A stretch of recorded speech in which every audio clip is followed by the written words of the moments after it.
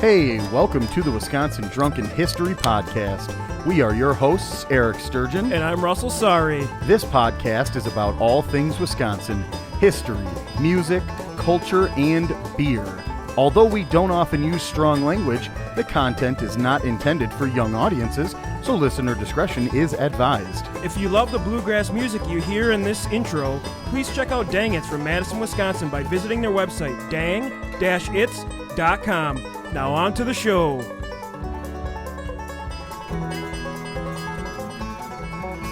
All right, welcome back to another episode of Wisconsin Drunken History Podcast, your weekly dose of the Dairy State. As always, we are your hosts, Eric. And I'm Russ. And today we are talking about some 007 type shit. It's right here in our backyard, Wisconsin Dells area. We are talking about Belle Boyd. We also have great Wisconsin music from Ladyscissors. Another brew review. We have another edition of the infamous How Many Locos You Went, as well as a great interview with Vennture Brewing.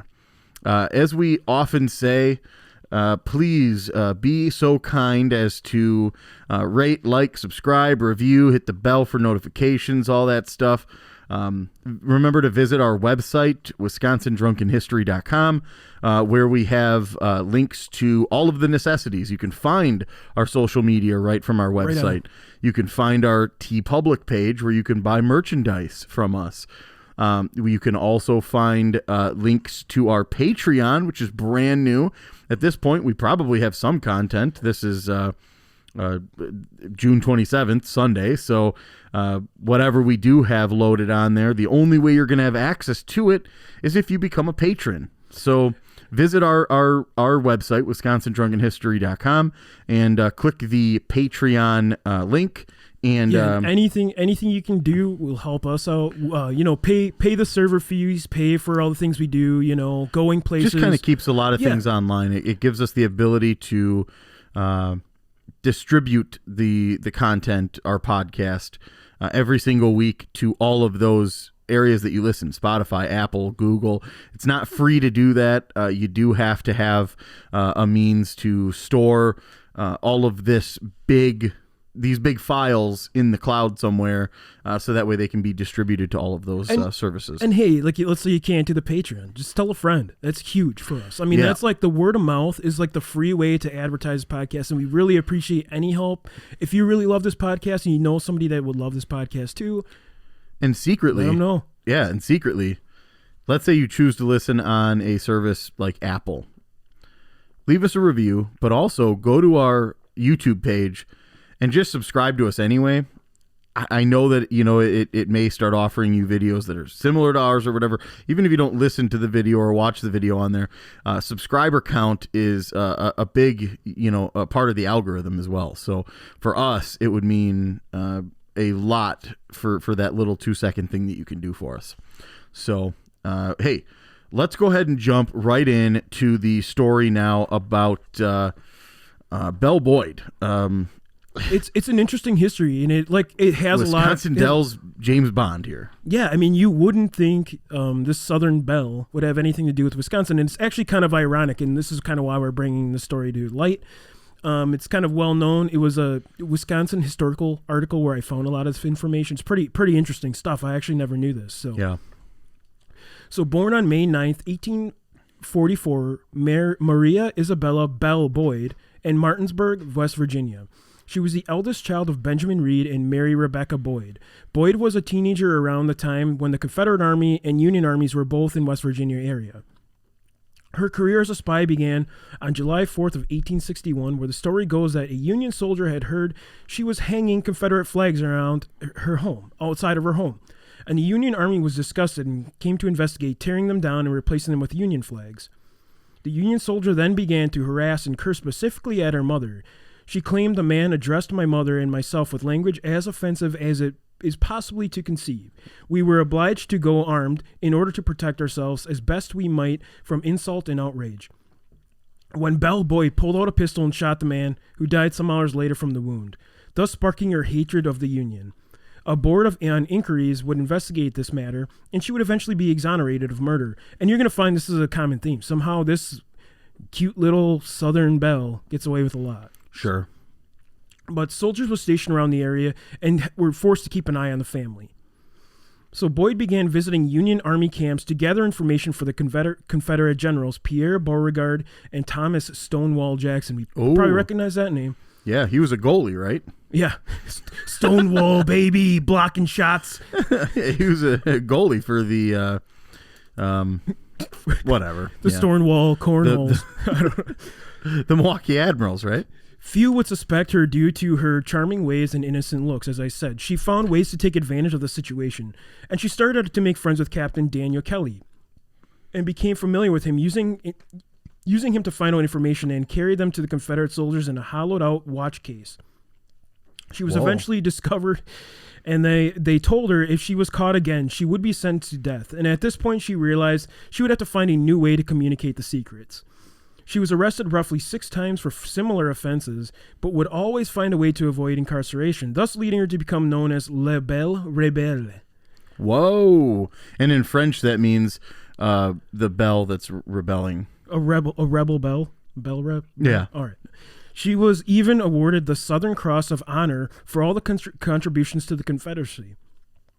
Eventually, this would all catch up with her in the summer of 1862, when U.S. Secretary of War Edwin Stanton personally issued a warrant for her arrest. It was the summer of 62. Ellen Pinkerton, who had 3 men assigned to her case, she ended up in the old Capitol Prison in Washington, D.C.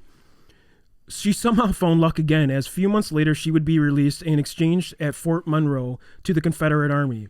This would not last long, as she was again arrested in June of 1863, but ended up with typhoid fever. Thus, the prison population would release her again. Whoa. Because they didn't want it to spread to the prisons. Right, exactly. You don't want to literally spread it to everybody and kill them, because then they've got a bigger federal case on their hands. And while, the whole time while in prison, she continued to wave Confederate flags and sing rebel songs, thus annoying the shit out of the Union Army.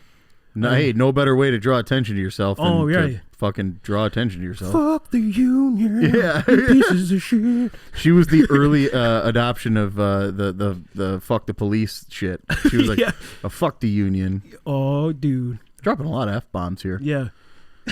You're welcome, by the way. She was also said to have sewn messages inside of rubber balls, which she would toss out the window to her supporters that would come and visit her at the jail. And after this final release, she decided it was time to get out of Dodge, if you will, and was trying to break towards England. She was intercepted by a Union blockade on the way out and was sent to Canada instead. And in a weird turn of events, she would eventually meet a Union naval officer named Samuel Wild Harding, who she would fall in love with, and eventually had a daughter named Grace with him. The two would eventually make it to England, where Boyd became an actress after her death of her husband. Isn't that weird? Like, it's. I think it's her life weird is really ironic. It's. I mean, you're gonna figure this out. It's very ironic. Everything's irony in this thing. That's super. That's dope.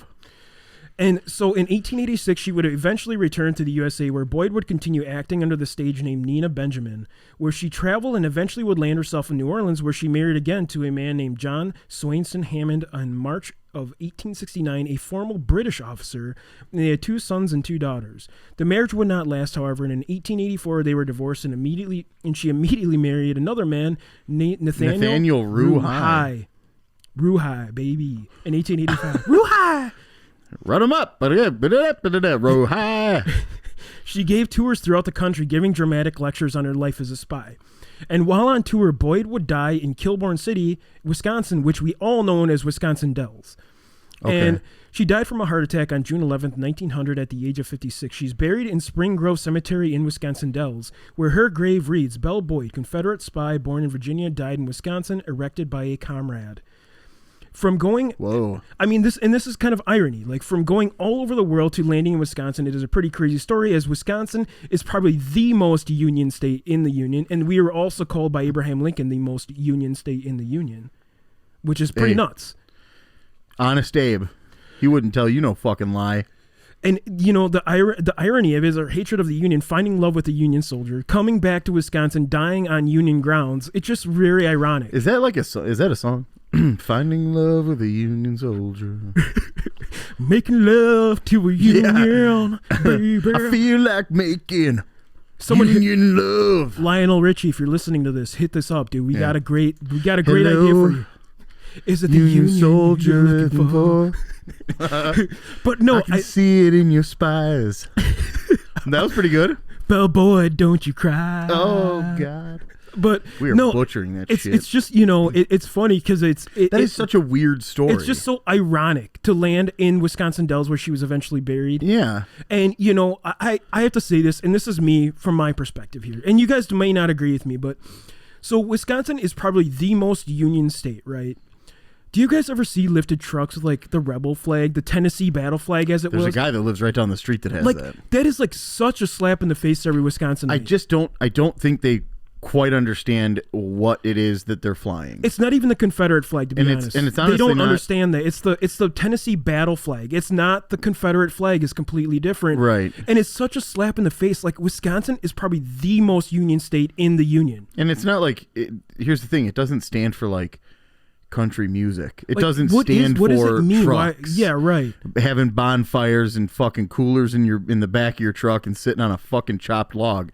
It doesn't stand for that. And that's the one thing that I wish they would, and maybe they do know that, and maybe they are truly, they just don't give a shit, like they're rebelling, I guess, right. you know. And, but and it's I certainly don't want to piss anybody off, but kind of a weird hill to die on, flying that flag on the back of your vehicle, no matter what vehicle you drive. It could be a Subaru for all I give a shit. So, Eric, but I think it's completely disrespectful to, I mean, shit, the last few hundred years, you know. Eric, I know your family has some Illinois roots. Mine has a ton of Wisconsin roots. I'm super ingrained in the state. But I know, for example, my family fought the Hansons, the Saris. You know, they all fought. The Morgans, they fought in the Civil War. I'm sure a lot of your family fought, and you may not know about definitely it. not in Wisconsin. Most of them probably fought, actually, more Indiana, Kentucky than anything. Chicago, Indiana, Kentucky. Kentucky's kind of a mixed state, but and that's where I kind of feel like maybe I feel like my family, you know, some of its roots maybe had a little bit to do with, you know, Confederacy. But the other thing is,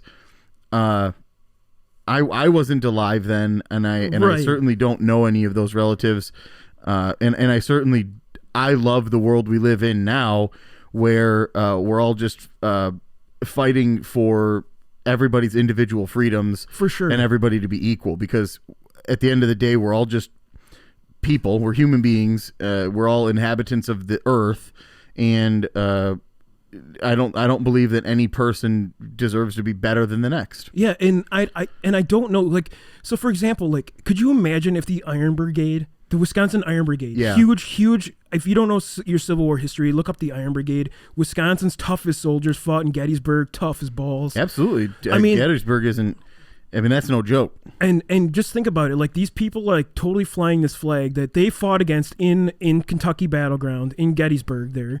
Like, it just, to me, it just seems like a huge slap in the face to a Wisconsinite. Like, don't fly it in the north. Go down south. Like, well, fine. we also, you know, everybody has their own right to do what they want, and it's not illegal to fly a cool flag on the back of your truck. If that's what you want to do, you know, respectfully, I disagree with you. However, I know that as an American citizen that hell, you could fly pretty much whatever you want off the back of there. Right. And I mean, it's to each his own, but I just never understood that. The message that you're flying doesn't necessarily match up with what you're doing. I think personally, it's more of a what Bo Burnham pandering. I think it's more or less you're hearing and seeing from that culture the wrong thing. But right. You know what? We're going on too long. Yeah, I digress. For me, the heritage argument doesn't work in Wisconsin. Like, I can understand if you're like in Louisiana flying that, or if you're in Kentucky flying that, or Tennessee. Like, okay, I can kind of see that. But here in Wisconsin, to me, slap in the face. But hey, you know, each their own. Freedom, America, Eagles, Soaring, Walmart, Bald Eagles. Shorts. Gym shorts, NASCAR. No, not gym shorts. Jean shorts. Oh, I think you said gym shorts. Like, wear what you want, baby. No, but here's one thing I think that we can all agree on If you're wearing a fucking polo shirt with gym shorts, knock it the fuck off. Is that a bad mix? Don't fucking wear athletic wear with dress wear, all right? Get your shit right. Put a fucking t-shirt on and knock the shit off, all right? Come on. For real. I've seen too many people. COVID's over now. I've seen too many people at the Southridge Mall, the Mayfair Mall, and everywhere that they're rocking a fucking polo shirt with a collar with some Nike or Under Armour gym athletic shorts. I'm looking at you right now and judging you so impossibly hard. And also, I'm telling you, you look fucking ridiculous. Knock it off. All right, we're calling this segment off and now to our music segment. On to the music segment, and we have a beautiful piece of music for you today. So the band that we're featuring today is called Ladyscissors. They are from the Madison, Wisconsin area again, and let me just tell you right now, I'm getting a real 80s new wave synth pop. Oh, for sure. B-52s-ish a little bit, maybe. I mean, that like Devo, maybe even. The harmonizing between all the ladies in the band is just it just sounds really good. Whip and like it good. Okay, you can whip it over there, but I'm thinking more whipping it. I'm thinking more Rock Lobster a little bit here. Yeah, oh yeah, B-52s, Rock Lobster. I mean, I'm getting like the harmonizing between all the vocalists, like it just adds a really cool depth to the music. I really like it. Has that like retro vibe, the new wave retro though, where it's more like maybe the B-52s. One time I thought Blue Angel, maybe like Blue Angel. Angels and Airwaves. Angels and Airwaves, yeah. No, I'm thinking like Cyndi Lauper, Cyndi Lauper, Blue Angels. One time I thought I harmonized, but I didn't. It was an accident, and it didn't. It wasn't actually that even. We said the same word, and it sounded good, huh? No, didn't even sound good. All right. I thought it harmonized, and it was also terrible, but I thought I did it. You just harmed people. You didn't harmonize. I actually just harmed people's eyes and ears. Okay. Yeah. Right. But that is not what Ladyscissors does. They are an absolutely fantastic piece of musicianship, and we are lucky enough here in the state of Wisconsin to call them brothers, sisters, and co-inhabitants of this sweet state. A little funny story, too, when I was like actually contacting him. And you reached out to them, right? Yeah, I reached out to him. So, the one thing I said is, hey, would you guys be willing to come on? And they didn't take any offense to it. And I told them, like, oh, man, I'm so sorry. I know a lot of you are females in this band. Please don't take that in the regards. Like that's something that I think we've been trying to break this for a long time. It's just so ingrained in our Wisconsin DNA that like you guys is like and if you go back in the into the repertoire of the Cabin podcast, our friends over at Discover Wisconsin. Oh yeah, definitely. We mentioned that you guys is such a Wisconsin ingrained phrase that you sort of just walk into any room and that's how you address everyone. Yeah, and that's something that Russ, myself, and a lot of the world right now is trying to break themselves of that habit. We're trying to be a more inclusive society, and like I have really been trying hard. You guys, like I said, the one story, like I was out in California, I was in a group of people. I'm like, hey, are you guys gonna meet me here? And there was a mix of girls and guys, right? And yeah. A few of them took offense, but I told them like I'm from the Midwest, like that is like a normal address of a group of people, right? But I just thought it was a little funny side story. And again, you didn't really try to defend yourself. You just quickly stated, "Oh shoot, this is why," and I definitely apologize. I'm from Wisco, dude. Now this though, this song is unapologetically super damn good. Definitely. So the band is Ladyscissors, and the song name is Bubblegum.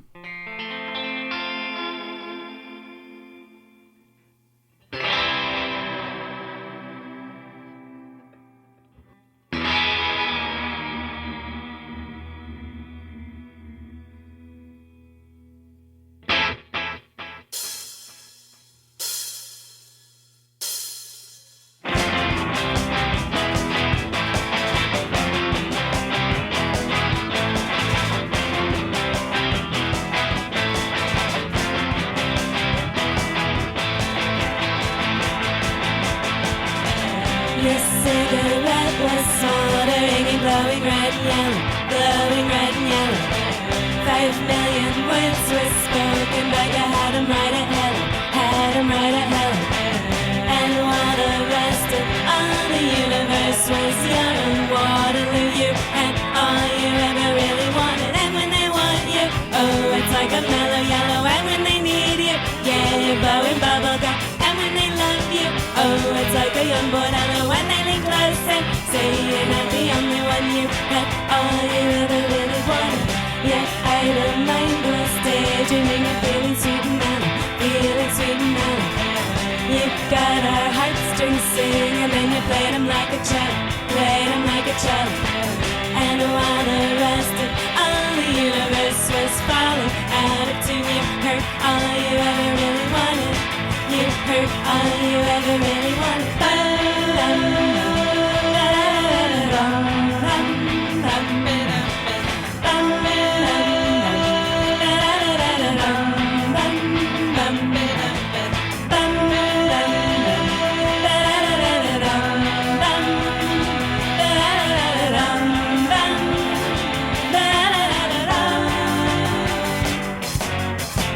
Your cigarette was smoldering and glowing red and yellow, glowing red and yellow. 5,000,000 words were spoken, but you had 'em right at hell, had 'em right at hell. And while the rest of all the universe was your own Waterloo, you had all you ever really wanted. Your idle mind was daydreaming and feeling sweet and mellow, feeling sweet and mellow. You got our heartstrings singing, and you played 'em like a cello, played 'em like a cello. And while the rest of all the universe was falling out of tune, you heard all you ever really wanted. You heard all you ever really wanted. And when they want you, oh, it's like a mellow yellow. And when they need you, yeah, you're blowing bubble gum. And when they love you, oh, it's like a young bordello. When they lean close and say you're not the only one. And when they want you, oh, it's like a mellow yellow. And when they need you, yeah, you're blowing bubble gum. And when they love you, baby, it's a young bordello. When they lean close and say you're not the only one, you had all you ever really wanted. You heard all you ever really wanted. You had all you ever really wanted. You heard all you ever really wanted. All right, as promised, we are back with another beer review, and this one is really temptatious and gooey gumdroppy looking. It's from Fermentorium, which have we featured them before. We featured one other one, so it kind of goes with our music today, kind of like candy. We talked to them. We have, yes, we have talked to them. They're amazing. Yeah, so this beer looks so good. I haven't tasted it yet. I'm so ready. This one is actually called the Juice Packets Juicy IPA from the Fermentorium. This one's coming in at 6.6% ABV. It is a juicy India Pale Ale featuring Amarillo and Citra hops. And I'm going to read the little description on there. So this unfiltered IPA is packed with citrus-forward hops to make it juicy yet approachable. We then aggressively dry hopped it with more citrus hops to add an additional layer of fresh citrus and mild piney notes. Yeah. Please drink this beer fresh to enjoy the best possible flavors. Juicy. Yeah, which I think we're a couple weeks out from having purchased it, but I don't think that's going to change not anything. at all. And so this one is actually from their Hop Wheel series, it's called. And they are showcasing the lupulin packed wonder we call hops, known to contribute a variety of flavors from earthy to tropical to citrus to pine. These hop-forward styles will keep your senses entertained. And the can alone is really cool. I mean, like you said, it's kind of green. Gumdroppy. Yeah, it like has gumdrops, kind of like these little drops of water, but they're like colored like candy almost. Yeah. Like a green background. It actually, like the logo going across the can kind of looks like a Wisconsin state direction sign, like exit here for Milwaukee kind of. It's kind of cool. It kind of reminds me of that a little bit, green and white. Yeah, it pops. Really, really like green. Well, actually, if you look behind you, we've got our Wisconsin Drunken History pod street sign. Okay, so this one, you're really getting that Amarillo hop is coming in really hard. Are you getting that right away? The Amarillo is like coming through hard. I'm getting a little back finish of the Citra, kind of the more juicy flavors in the back palate here. The back is definitely the Citra. For me, it's maybe has a little more drier IPA up front, a little juicier back finish to me. Yeah. But it's definitely one that's not. You can certainly tell that it was heavily dry hopped with the Citra.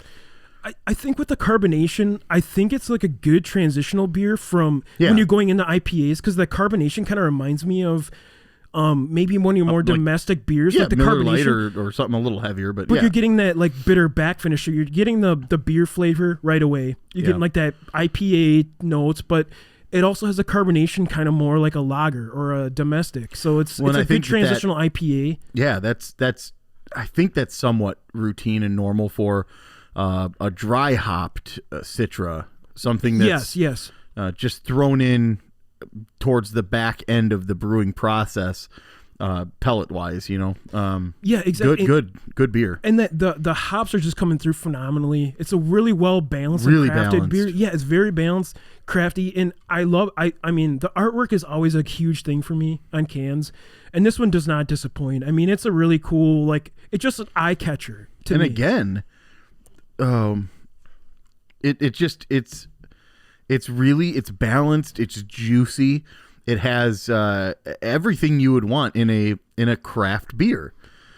This is definitely something that you wouldn't get out of the mass produced volume beer manufacturers. This is a batch of its own. It feels like it. Yeah, and if you're ever in the Cedarburg area, go and check these guys out. Everything we've had. Also, they do what is it? Strawberry Fest up there. Oh yeah, Strawberry Fest in Cedarburg. Yeah, Cedarburg's a cool little town. Actually, it's really nice, kind of like upscale neighborhood. Yeah. I worked with a guy, Gary, up there. He was always. He would dress in a lion costume. He was part of the Lions group, and he would always be in the Strawberry Fest. Awesome guy. Yeah, I actually just took the little guy to they have like a little Cedarburg. It's like a fair, right? Nice. They have like your standard 4-H, but they had a really cool lumberjack show, and I thought that was like the coolest thing I had ever seen. Do you think I would have been able to do any of the lumberjack stuff with my Ego cordless ripper? Dude, you got to boost the ego with an ego, baby. Just make some... Yeah. Dude, you'd make some bears, some code eggs. What else would you whittle up with that Mad Dog? Some eagles? Yeah. I'd probably try to make my own guitar. Eagles. It would end up looking really terrible. I don't think I could do anything artsy like that with wood. I think it's so cool to watch that stuff. It honestly. is. It's absolutely really amazing. The Walworth County Fair always has a really good show like that, the chainsaw But guys. it was really cool because there was like a little girl in the audience, and the guy like whittled her little dollhouse chair for her dolls. It was like super. He just like did a few cuts, and he's like, "Here you go." I'm like, "Dude, here's a chair." Shit, I can't even make a fucking phallic penis with a fucking chainsaw, dude. I couldn't make it. You know what I mean? Like, and I'm not gonna lie. Like, I probably make one and put in my front yard because that's the kind of person I am. Put a big old phallic dick in my front yard. Remember when I made the one out of snow? Oh, it was huge for you on your porch. That's like a moose knuckle, dude. That thing was massive. And that was like, it was what maybe a 5 foot. 5 foot, about probably a 5 foot penis. We were taller than it. It was huge. Yeah. And I lived so I used to live in Janesville, like in this neighborhood, and like I lived kind of like, it wasn't like a really ritzy neighborhood, but it was a nice neighborhood, right? So our neighbors kind of fake people, they're kind of like Meet the Jones type folks. Yeah. And all of a sudden they look out their window, see a cock. And Eric's doing karate in my goddamn garage one night. You remember karate night? That was actually the first time Andrea met you guys. The kids are sleeping. I'm just doing some karate in the garage. That's what you said to him. Oh, I thought that he would understand that we were just trying to work out. It did not work out that way. He wasn't happy. He was very angry. He's like, I didn't know my neighbor's Bruce Lee. Yeah. That's what he said. We brew beer and we're Bruce Lee. Brew Lee. Yeah. But again, this is a really good beer. But again, check it out. It is check from the Fermentorium. It's the Juicy Pack. It's Juicy IPA. I found this one at a festival again. Just kind of caught my eye. When I saw the can, I was like, I got to get this one. We have to review it. Looks super great. It is great. Go and check it out. Grab a seat, gather round, join us for a chat. How many locos you at? All right, folks, you know what that means. How many locals you at, brother? Yeah. And this one is a pretty Wisconsin DUI, yeah, if you want to be honest. Just another thanks to Sons of Leroy, friend Adam, his dad Scott, for making that really cool loco intro for us. For sure. It really changes the whole dynamic, and it really gets us set up for the absolute stupidity that we generally read about. So episode This 7. guy- Remember episode 7, the fish fry? This one kind of has a little bit to do with that, actually. So Yeah, I'm going to let this- you read this one. This may have been caused by a Friday night extravaganza. So we have a 75-year-old man, a bloodshot and glossy-eyed Wisconsin man, claimed he'd been eating beer-battered fish for lunch after deputies smelled alcohol on his breath during a routine traffic stop. The individual, who has 9 prior convictions for DUI, insisted he had not been boozing, but he had been eating this fish. But again, the officers had seen him erratic driving in his truck. So what are you to do as a cop? Let's put ourselves in their shoes. You see an erratic driver, you pull him over. Oh, for sure. It's a You job. smell a little it's your booze. damn job. Smell a little booze. You see the guy's history, 9 prior convictions. So, again, instead, this 75-year-old man again said that, hey, the reason I smell like this is because I was eating a fish dinner, Beer battered fish. I had been eating beer-battered fish dinners, Despite his bid to escape punishment, the individual was ordered to perform a sobriety test right there on the scene after being stopped at about 2:30 in the afternoon. That's pretty fucking early. It is for drinking.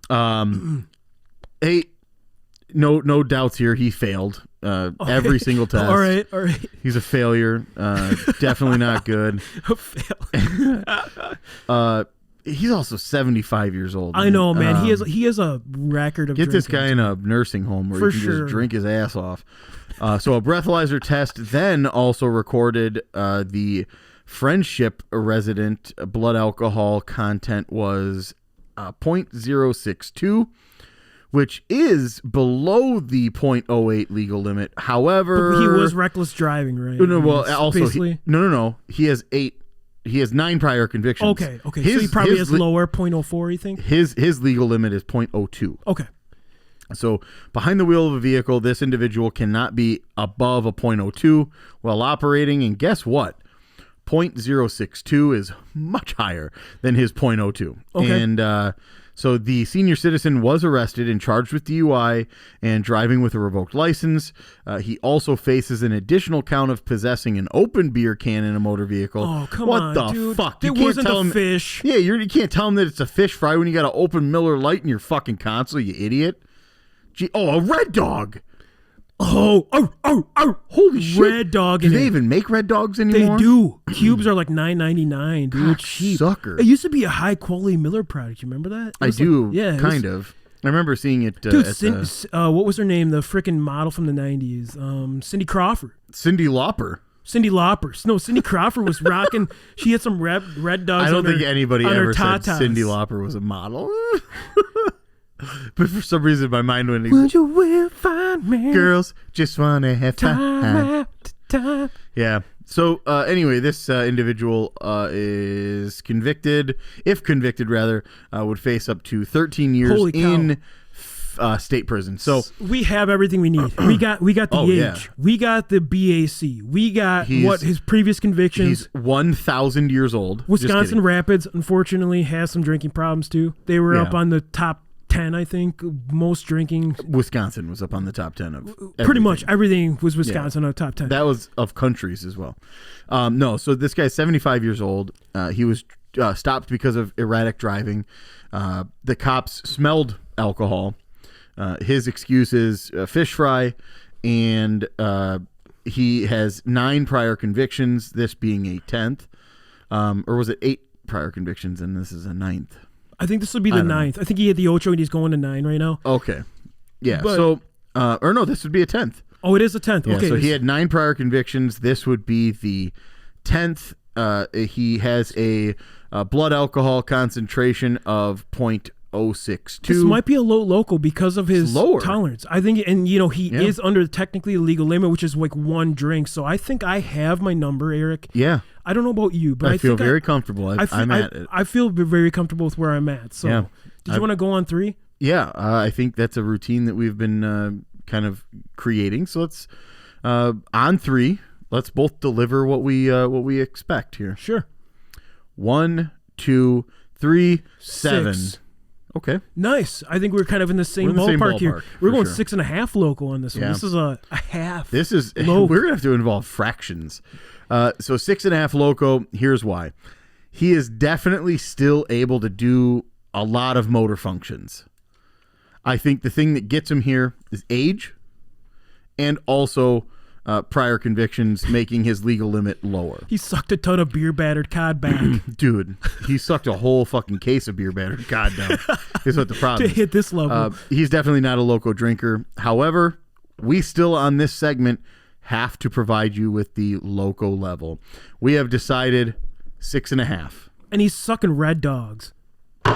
Today we're here with Simon from Vennture Brewing. Simon, how you doing? I'm doing great, guys. Awesome. Awesome. So we wanted to know a little history about Vennture and how you guys got your start. Yeah, for sure.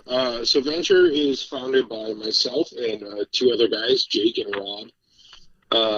And the way that we got our start, and Venture is a coffee roastery as well as a beer brewery. Nice. So we do both, and we do both on site in a tiny little place in Washington Heights in Milwaukee. But we got our start from actually going on kind of a guy's trip that we called Beer Venture. Awesome. So kind of going with the name, but we actually were planning on calling Venture with one N. The way that we spell it has two N's, like a Venn diagram. So it's VENNTURE. But part of the reason why we call it that is we were going on these beer ventures. We'd pick a long weekend, we'd pick a city, and then we'd go to those cities and check out breweries. And it was really intriguing to see all the different cities with the different breweries and how each brewery approached what they did so differently. And in Milwaukee at the time that we were doing those things, there really wasn't.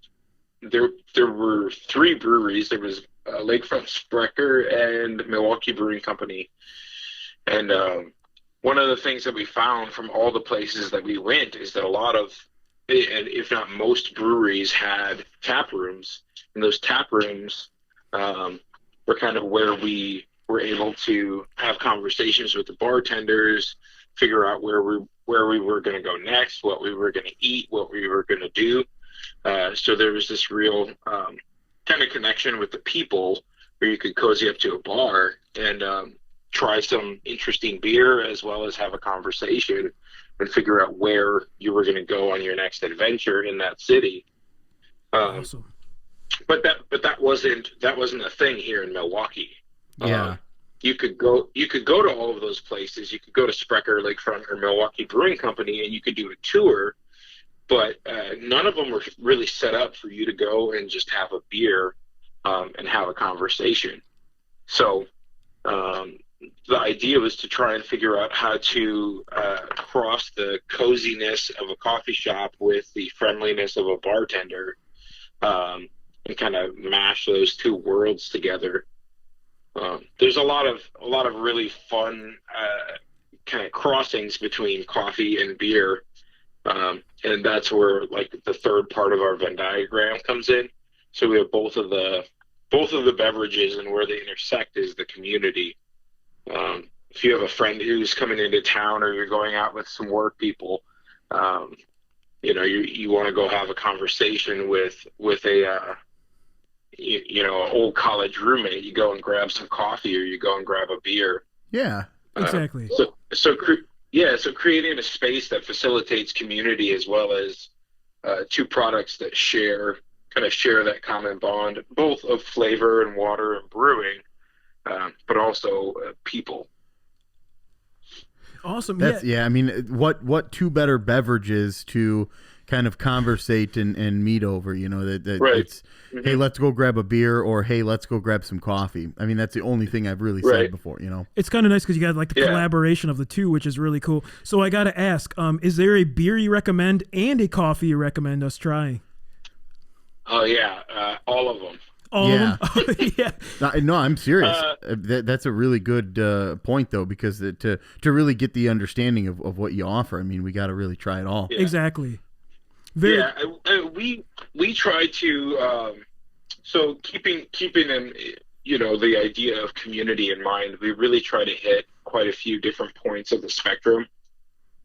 So if you walk in, we want you to be able to find something that you're going to enjoy, and and truthfully, everybody has kind of a different flavor profile that they like.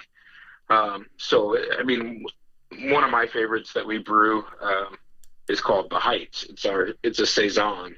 Okay. I always say it's kind of like if you take Spotted Cow and you take Blue Moon and they hung out at a dirty apartment, that's what you get. Yeah, they hung out in River West. Yeah. that's So really. I mean, it's got a little more intrigue than kind of your normal Pilsner. There's a little more yeast forward flavor, but it's still extremely drinkable and relatable. That's really cool. So So that's are you getting more of that, Yeah. like farminess, and then you're getting a little bit of the creamy flavor? It's really, Yeah, a it little sounds like a bit. great, Yeah. sounds like a great beer to me. Honestly, those are like the two things I really enjoy. Saison and farmhouse ales, those are great. I love those. I love them. and that's a beer that we keep on year round. So if somebody comes in and they say, they're still not used to craft beer, or they'll come up and say, I really just I like Miller, or I like this, or I like that. It's like, perfect, that's great. I got something for you. So not only being able to appeal to a wider crowd, but it's also a little more interesting. So hopefully it opens up their brain to more flavor. Right. Yeah, I think when it comes to beer, I mean, you have to have that transitional beer, not Yeah. like going right to an IPA or something that they're not going to really Mm-hmm. enjoy for somebody who's drinking Miller Lite. So that's really cool. You offer something like that. That's Yeah. exactly what you need to do. And that you acknowledge it too. I mean, the first part Yeah. of being kind of that in the position that you're in is to also understand that there's a lot of these individuals who are really just drinking those more commercially acceptable beers, and that Right. you have that suggestion to say, hey, here's this really phenomenal beer it's going to help probably transition you into this. Exactly. It's not going to turn you off from Right. the IPA right to the bitter. Right. It's Yeah. great. So Yeah, I think in the world of craft beer, especially if you're immersed in it, we tend to forget that the number one selling beer in the world is a lager. yeah. Like by a lot. Yeah. I mean, we're constantly inundated with IPAs and fruited sours and stouts and this and that, but the majority of people don't drink that. Yeah. Or at least that's not their number one beer that they're going to go to.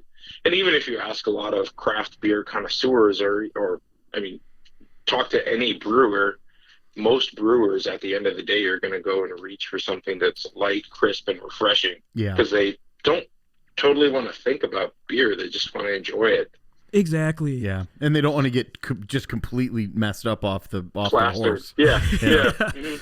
So Right. So Simon, since things are kind of returning to quote unquote normal, Yeah. is there any events that you recommend or a reason for us to stop down? Yeah, I mean, there's always reason to stop. A beer. There. We're open. We are open 7 days a week, and we are open from the morning until the evening. So we have a ton of hours. And when we first opened up, that was a little difficult to maintain. It was definitely a lot of work. We only had 3 people, Jake, Rob, and myself. We were doing all of the production as well as all of the taproom hours for about 11 months. And we were open from 5 a.m. to 10 p.m. daily. So Wow. between the 3 of us doing all of that as well as production, A lot of hours. there was a lot of tons of hours, and but we got a great chance to really connect with the community, as well as kind of consistently have our ear to the ground of what people were thinking of what we were doing and where we were, which was really helpful. It's instantaneous feedback instead of having to kind of surf through the web or listen to other things to try and figure out what people actually think about us and our beer. Yeah, exactly. But we have, we're releasing beer probably once a week or every other week. So something new or different. We also generally have a couple of staples on all the time. We're constantly changing our coffee and our pour overs, and offering new and intriguing coffee drinks. So right now we just launched this weekend a Coke and Spro. So if you've never tried it sounds kind of weird, but Coca-Cola with a shot of espresso is phenomenal. A match made in heaven, right? Yeah. So cool. It sounds super weird, but people put milk and chocolate in coffee, so you might as well put Coke in it. It sounds It's an incredible awesome, point, yeah. actually. So, Yeah. but yeah, and it's really cool that you're like a Renaissance man. I know you have kids as well, so it's cool that you can get that balance. I mean, that's pretty difficult to do with kids. I mean, that's a schedule itself. I mean, kids are a full-time job, so. Yeah. My wife and I just had twins in the middle of the pandemic, so that was a fun, weird, Oh, wow. weird thing. It's a lot of weekends sitting at home and staring at babies, feeding them, changing them, and then eventually we fall asleep before they do. Oh, I bet. I mean, it's like you change one, feed one, and the other one needs it, so you're just nonstop. So I know with one that was enough for me, and I barely slept at all. So props to you. Yeah. So, Yeah. all right. So before we let you go, Simon, we got about just a few questions to ask to find out how Wisconsin are you. You ready for these? I am. Heads up, I'm from Minneapolis, so. You know what? Minneapolis and Minnesota is close. I mean, they're very close, right? So, and I've been in Wisconsin since 2006, so I'm probably like 10 years from crossing the threshold of being in Wisconsin longer than Minnesota. Yeah. Awesome. So the first one we got, have you ever been to Summerfest, and do you have a memorable band that you saw there? I have been to Summerfest. Memorable band. Weezer and the Pixies. That was fun. Nice. Awesome. I also remember going to see Dashboard Confessional when it was like their 10th or 20th year anniversary of whatever that album is that everybody knows. And there was the classic, probably 18-year-old who was in front of us who had a plastic Ziploc bag full of white liquid or clear liquid. Yeah. It's like, That's awesome. yeah, that's vodka. That's vodka. No So question weird. about it. That person's drunk. Yeah. That person's drunk and they're drinking from a Ziploc bag. Yep. Oh man, what a story! And the cool thing about Dashboard too Scott is Shanebeck is from Wisconsin, and we know him from the Bayview area, which is really cool. So, Yeah. So the next one we got for you, when it comes to beer brats, is there a beer you recommend from Vennture to try out? Yeah. The Heights. Try the Heights. So going back to our Saison. Yeah, going back to our Saison, I think if you use that to cook your beer brats in, it's going to be gorgeous. Yeah. So really nice malt flavor, a little bit of yeast character, a little bit of citrus. So I think that would be super tasty with beer brats. All right, so the next one we got for you, it's you've been in Milwaukee for a while now, but have you ever closed Wolski's? I have.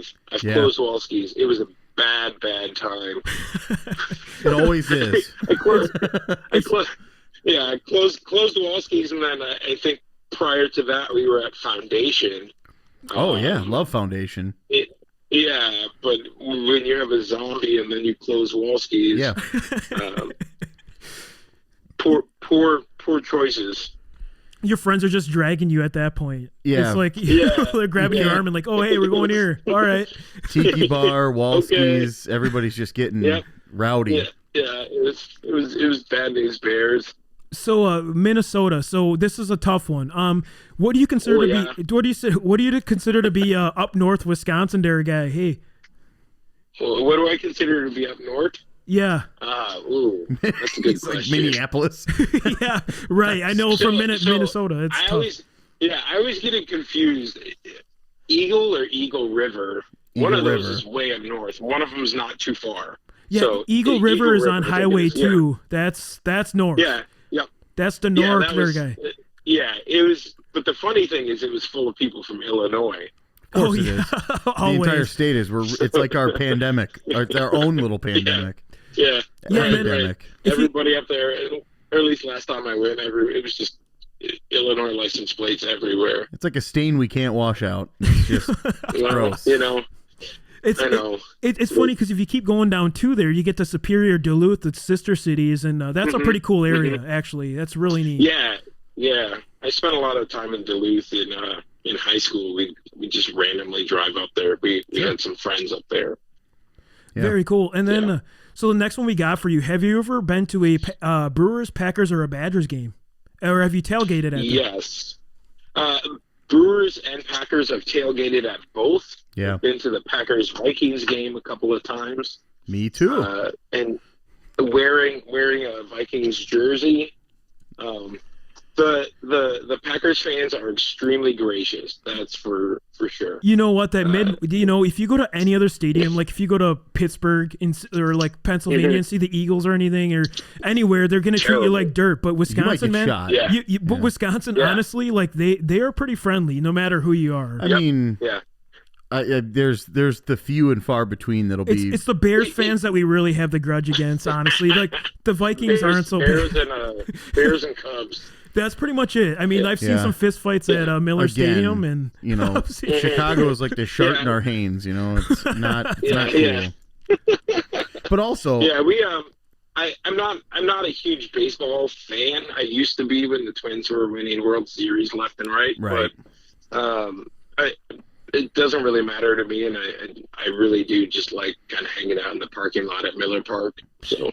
Awesome. And we got one more question before we let you go today. Other than Vennture, is there another brewery or a brewery tour that you recommend the listeners go and visit? It doesn't have to be in Wisconsin either.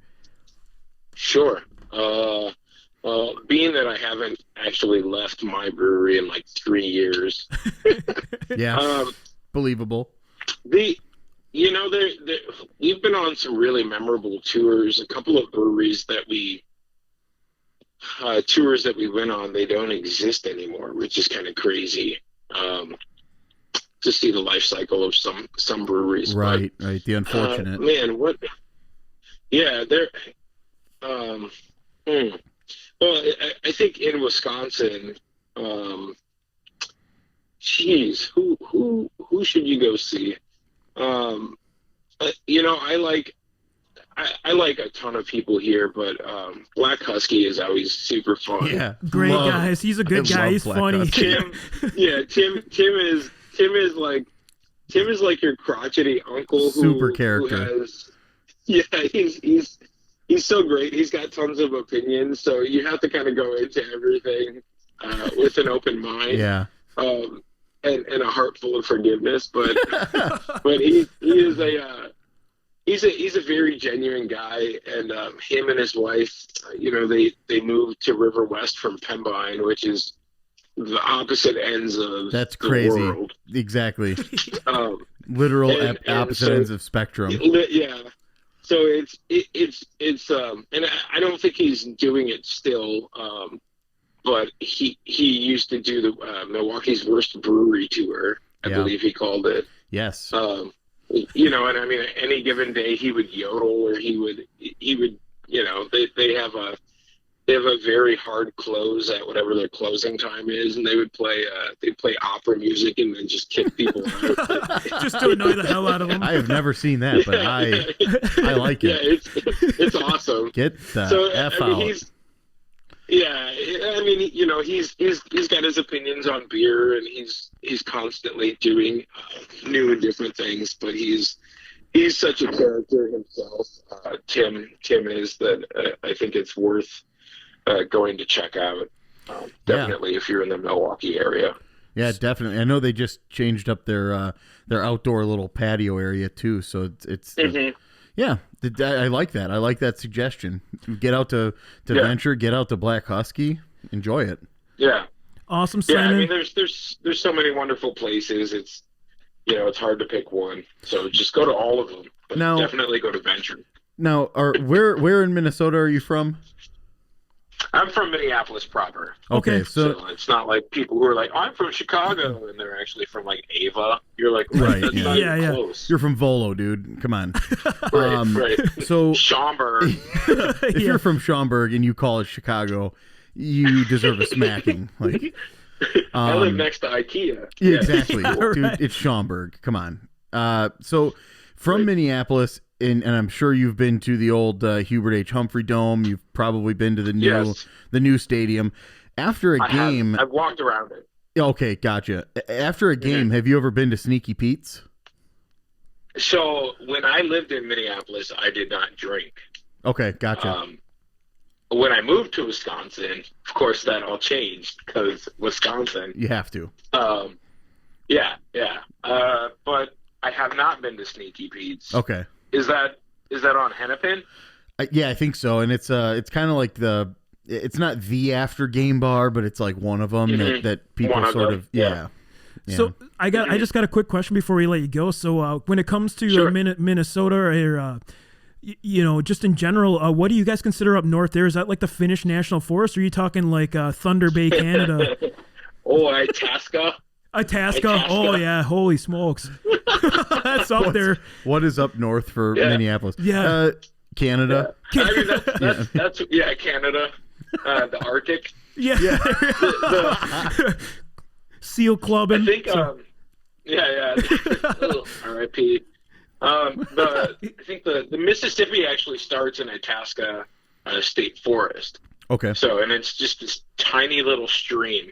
So that's kind of a cool thing to see, cool thing to go check out. But you definitely got to wear a parka. Oh So- yeah, and like I've been to Gooseberry Falls in the Finnish National Forest, and that's pretty far up there. So Definitely wear a parka. Yeah. yeah, definitely wear a parka. So, Yeah. And Yeah. carry a gun. It's A rifle. Yeah, you might see Sasquatch up there. That's what I'm saying. You got to have a rifle for sure. Long range. I know. I don't know if it's just Indeed. Squatch country or it's just me running around naked in the woods, but hey, Also, some people enjoying some drugs. Either way, long range rifle. Yeah. awesome, Simon. Thank you so much for your time, and Yeah. we really appreciate it. We Yeah, will no problem, guys. we will be around and see you soon. Yeah, shoot me a message if you stop on in. Yeah, sounds good. And we'd love to get like maybe a personalized tour for you. It would be okay with you. Yeah. And we love the brewery. We love the beer, and keep doing what you're doing. Yeah, awesome. Thanks, guys. All right. Thanks. Thanks, Simon. Have a good rest of your day. All right, bye. Take it easy. Bye. You too. Bye.